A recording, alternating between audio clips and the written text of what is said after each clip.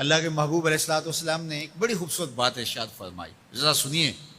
اور اس کا لطف لیجئے، اور حضور کے دیے گئے اس وعدے پہ دل کے قرار کا سامان کیجئے۔ اللہ کے محبوب علیہ السلام نے ارشاد فرمایا کہ من یکفر لی اللہ یسأل الناس شیئا، جو شخص مجھے اس بات کی ضمانت دے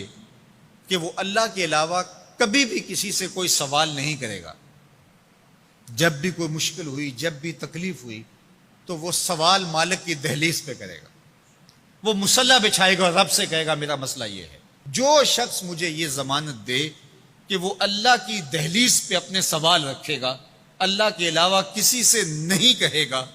اللہ کے محبوب فرماتے ہیں اتکفل لہ بالجنہ، میں اس کو جنت کی ضمانت دیتا ہوں۔ اور یہ روایت حضرت ثوبان رضی اللہ تعالی عنہ سے مروی ہے۔ حضرت ثوبان نے جب حضور سے یہ فرمان سنا تو انہوں نے کہا حضور میں ضمانت دیتا ہوں، میں زندگی بھر اللہ کے علاوہ کسی سے سوال نہیں کروں گا۔ اور صحابہ نے پھر اس پہ عمل کر کے دکھایا۔ صحابی کا کوڑا گرتا ہے اور وہ بھی گھوڑے سے نیچے اتر کے خود اٹھاتا ہے، کہا جاتا ہے جناب آپ نے کہہ دیا ہوتا ہم اٹھا کے دے دیتے، کہا ہاں نہیں، ہم نے حضور سے عہد کیا تھا کہ اللہ کے علاوہ کسی سے سوال نہیں کریں گے۔ تو انہوں نے اتنا لحاظ رکھا اور اپنے وعدے کی پاسداری اس انداز سے بھی کی۔ تو یہ ہے وہ دولت جو کسی بندے کو اللہ صالح اعمال کے نتیجے میں عطا کرتا ہے۔ حضرت حسن بصری رضی اللہ تعالیٰ عنہ فرماتے ہیں کہ یہ کسی شخص کا ضعیف یقین ہے کہ جو اس کے پاس موجود ہے اس پر اس کو اعتماد ہے، اور اس کا جو حصہ اللہ کے پاس موجود ہے اس پر اس کو اعتماد نہیں ہے۔ دیکھیے ایک شخص کے پاس کچھ پیسے موجود ہوں، اس کی جیب میں ہے، اس کے لاکر میں ہے، گھر میں ہے، اور ایک وہ اس کا مال ہے جو بینک میں پڑا ہوا ہے،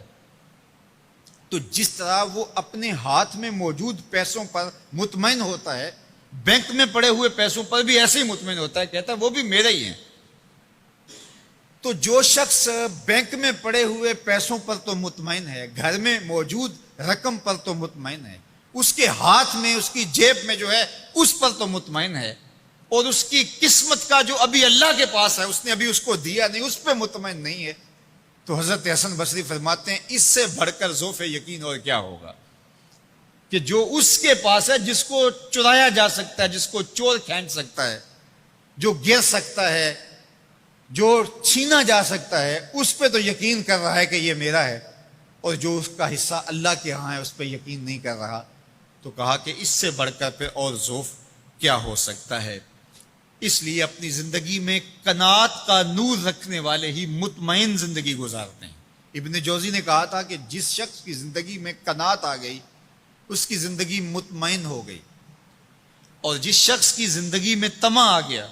اس کی زندگی گھٹن کا شکار ہوگی، اذیت کا شکار ہوگی۔ حضرت سہل بن سعد الساعدی رضی اللہ تعالی عنہ سے یہ روایت مروی ہے کہ ایک شخص حضور کی خدمت میں آیا اور اس نے حضور سے ایک عجیب سوال کیا۔ اس نے کہا حضور مجھے کوئی ایسا عمل ارشاد فرما دیجئے کہ اگر میں وہ کروں تو مجھ سے اللہ بھی پیار کرے اور اللہ کی مخلوق بھی مجھ سے پیار کرے، ایک عمل ایسا بتا دیجئے اگر میں وہ عمل بجا لاؤں تو اللہ مجھ سے پیار کرے اور اس کی مخلوق بھی مجھ سے پیار کرے۔ اللہ کے محبوب نے اس کو جو جواب دیا اس کا مفہوم سن لیجئے۔ آقا کریم نے فرمایا جو دنیا میں موجود ہے، میسر ہے، اس سے بے رغبت ہو جا، تیری ضرورتیں تو پوری ہوں گی، اس میں تو کوئی شک نہیں، لیکن تیری رغبت ادھر نہ رہے، زہد فی الدنیا اختیار کر لے، تو تجھ سے اللہ پیار کرے گا کہ یہ بندہ دنیا میں رہ کے بھی دنیا کا نہیں میرا ہے، اور جو لوگوں کے پاس ہے ان سے بے نیاز ہو جا تو لوگ تجھ سے پیار کریں گے، اور اگر تو لوگوں کی جیبوں پہ نظر رکھے گا اور لوگوں کی دولت میں، ان کے مال میں تجھے رغبت ہوگی تو فرمایا کہ پھر لوگ تجھ سے دور ہٹ جائیں گے۔